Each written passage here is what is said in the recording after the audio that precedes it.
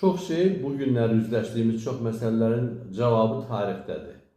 Həm tarix bugünkü baş verən hadisələrə münasibət bilmək, qərar vermək üçün bu və digər hadisələrlə bağlı düzgün baş çıxartmaq üçün vacibdir.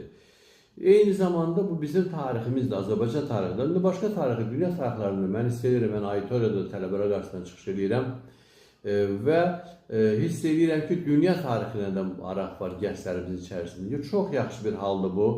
Bu şəkildə də olmalıdır. Çalışmaq lazımdır ki, sosial şəbəkələrdə dolaşıqlar çoxdur, yanlış informasiyalar çoxdur deyirlər də, lakin hər kəs sərbəstdir, ora çıxırlar, hər kəs istədiyi bir məsələni deyir. Burada diqqətli olmaq lazımdır və tarixə gənclərimizin marağı mən hesab edirəm ki, çox müsbət bir hadisə kimi dəyərləndirməlidir.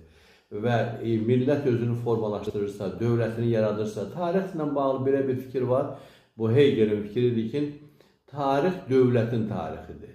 Dövləti olmayan xalqın, millətin tarixi yoxdur. Çox maraqlı bir yanaşmadır. Ona görə də bu mövqedən də mən hesab edirəm ki, gənclərimiz yanaşırlar. Bu dövlətimizdən fəxr etdiklərinə görə, dövlətimizin bugünü ilə fəxr etdiklərinə görə, qələbələrimizlə fəxr etdiklərinə görə dövlətimizin tarixi ilə də maraqlanırlar. Vacib bir məsələdir. Nietzsche Alman xalqının formalaşması üçün öz nəzəriyyəsini ortaya qoyanda, fikirlərini yazanda, əsərlərini yazanda o belə bir ifadə işlədir ki, biz yeni bir Alman millətinin formalaşmalıyıq və bunun formalaşmasında onun qədim tarixi əsas rol oynamalıdır. Qədim tarix, onun mədəniyyəti və son dövrlərdə əldə etdiyi qələbələr. Bu Nietzsche'nin millətin formalaşmasına bir münasibətidir. Qədim tarix unutmaq olmaz. Tarixin yoxdursa, tarixin bilmirsənsə, heç bir halda sən millət kimi formalaşa bilməzsən. Bir ifadə də var gənclərimizlə bağlı. Azərbaycanın böyük ziyalılarından biri, onun ifadələri aforizmlərə çevrilmiş Xudu Məmmədov. Xudu müəllim deyirdi ki, gənclərə demək lazım deyil, vətəni sev. O söz onlara çatmır. Çatmayacaqdır və doğrudan da çatmasa da doğrudur.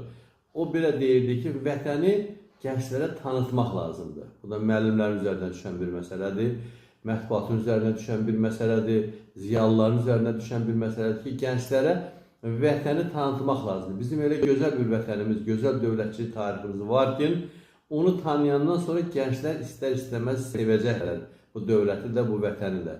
Ona görə o proses belə gelir ki, görünür, gənclərin içərisində tariximizə maraqla bununla bağlıdır ki, maraqlanırlar, öz köklərini, əcdadlarını bilməyə çalışırlar, dünən nə olmuşdu onu bilməyə çalışırlar. Hesab edirəm ki, çox müsbət bir tendensiyadır. Sadəcə olaraq gənclərimiz çalışmalıdır ki, müxtəlif yalanlara